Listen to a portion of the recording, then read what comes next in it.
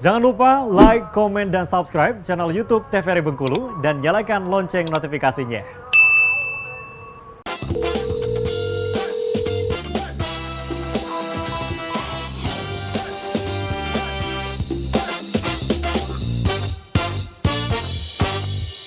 Halo pemirsa, kembali lagi di Dokter Kito bersama Kita Sehat. Hari ini bersama saya Viva Manca yang akan menemani pemirsa dalam 1 jam ke depan tentunya untuk membahas sebuah tema. Kali ini Dokter Kito mengangkat tema cacingan. Nah, nantinya juga kita akan membahas mengenai tema ini bersama pakarnya, tentunya sudah hadir bersama kita. Sudah kehadiran Dokter Sela. Halo dokter. Dan juga di sebelah sana yang cantik juga ada Dokter Juni. Halo dokter. Nah, hari ini kita akan membahas mengenai cacingan. Mungkin sedikit bisa dijelaskan terlebih dahulu, mungkin dari Dokter Sela bisa menjelaskan apa itu cacingan, dokter. Cacingan itu adalah kondisi di mana di dalam tubuh kita itu terdapat cacing. Cacing itu merupakan suatu mikroorganisme yang patologis ya sifatnya, yang artinya akan merugikan tubuh dan menimbulkan dampak seperti penyakit seperti itu. Itu dia makhluk hidup juga, ibaratnya yang harusnya bukan di dalam tubuh kita, tapi dia berada di dalam tubuh kita sehingga menyebabkan penyakit di tubuh kita. Baik, seperti ada parasit seperti itu ya dok ya. Baik, ini lengkapnya mungkin akan dijelaskan oleh dokter. Silakan dokter Judia untuk bisa menjelaskan lebih rinci lagi mengenai cacingan ini. Cacingan ya. Oke, kita tunggu slide-nya. Oke, materi kita hari ini adalah tentang cacingan. Sebenarnya cacingan ini kejadiannya cukup sering, namun banyak terabaikan, terutama di usia anak-anak dan remaja begitu ya. Tapi tidak menutup kemungkinan cacingan juga terjadi di dewasa begitu. Oke, mungkin hari ini kita akan bahas cacingan yang lebih spesifik ke arah anak-anak. Karena tema kita minggu ini anak dan kebetulan di Puskesmas sendiri itu ada program nanti dijelaskan mungkin lebih detail oleh Dokter Sela tentang pemberian obat cacing begitu. Nah, definisinya cacingan itu apa? Nah, ini ada gambar usus ya dan ada gambar cacing di sini. Sebenarnya cacingan itu merupakan salah satu di antara 8 penyakit menular tropik yang terabaikan di Indonesia. Kenapa dibilang terabaikan? Sebenarnya ada program khusus untuk mencegah cacingan, tetapi masyarakat kita masih menganggap itu penyakit yang ringan dan terabaikan. Padahal sebenarnya dampaknya lumayan signifikan dalam tumbuh kembang seorang anak. Begitu, dia mempengaruhi nutrisi anak tersebut, kemudian nanti mempengaruhi tumbuh kembang dan mempengaruhi proses belajar anak juga. Kemudian penyakit ini disebabkan oleh infeksi cacing. Tadi udah dibilang ya, cacing itu mikroorganisme yang sifatnya parasit, numpang hidup di tubuh kita.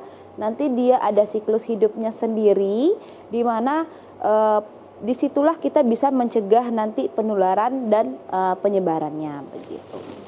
Dia berada dalam tubuh manusia, ditularkan melalui tanah, yang dimana siklus hidupnya memerlukan tanah yang sesuai untuk berkembang menjadi bentuk infektif begitu. Nanti proses penularannya ada banyak, ada yang lewat makanan, mulut maksudnya, atau memang langsung ke kulit. Itu ada beda-beda jenis cacingnya, tetapi manifestasinya kurang lebih sama. Nanti dia menyerap nutrisi yang ada di tubuh kita, sehingga yang harusnya untuk tubuh kita sendiri malah diambil oleh cacing tersebut begitu. Ini kalau kita lihat ya di slide ini salah satu contohnya cacing di mana nanti ada jenis tertentu yang masuk ke saluran cerna, dia berkembang biak di saluran cerna, menyerap nutrisi di saluran cerna sehingga dalam prosesnya tumbuh kembang seorang anak itu terganggu karena nutrisinya tidak sepenuhnya diolah untuk tubuh anak tersebut begitu. Nah, ini contoh cacingnya dia bisa berkembang menjadi banyak. Ada nanti yang manifestasinya atau gejalanya sampai gatal ke anus, yang tipe cacing yang kecil-kecil. Ada malah kalau yang cacing yang panjang itu dia bisa keluar saat BAB, keluar betul cacingnya bisa. Dan bisa kalau sudah terlalu banyak terjadi penyumbatan di saluran cerna itu sendiri sehingga Kalau tersumbat pasti pencernaan kita terganggu, kemudian efek terburuknya pencernaan kita bisa pecah.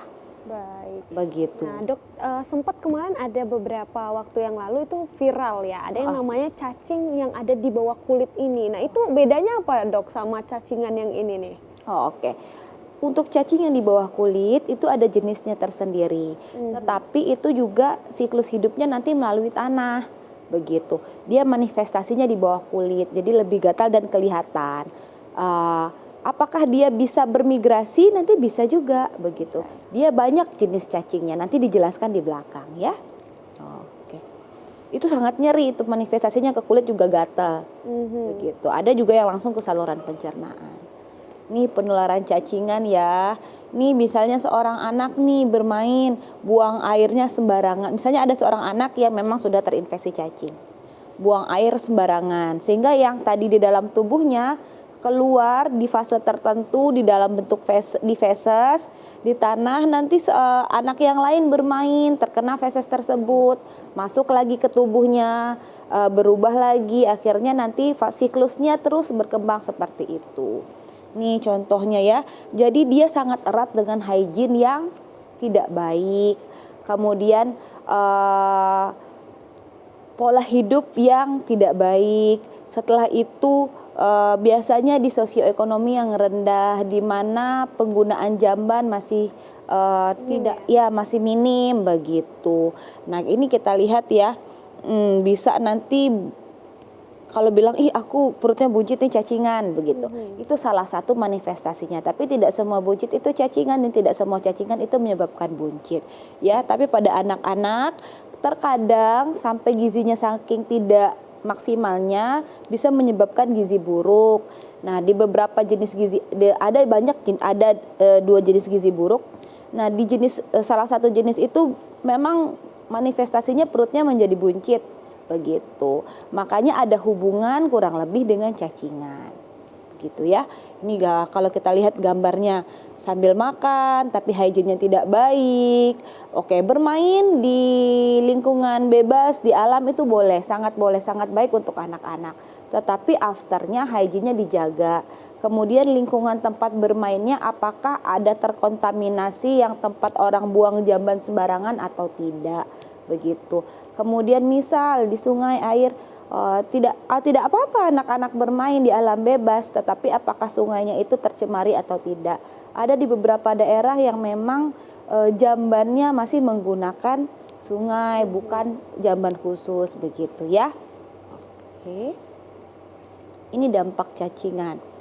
Jadi investasi cacing maksudnya seorang tubuh manusia terinfeksi cacing. Nah, kita lihat ada bagannya ya, di mana nanti karbohidrat dan proteinnya dihisap oleh cacing tersebut, diambil, sehingga bisa jadi gizi buruk begitu. Ini salah satu penyebab gizi buruk. Ada banyak. Biasanya gizi buruk itu penyebabnya bukan hanya satu hal tunggal. Salah satunya ini, tapi ada penyebab lain.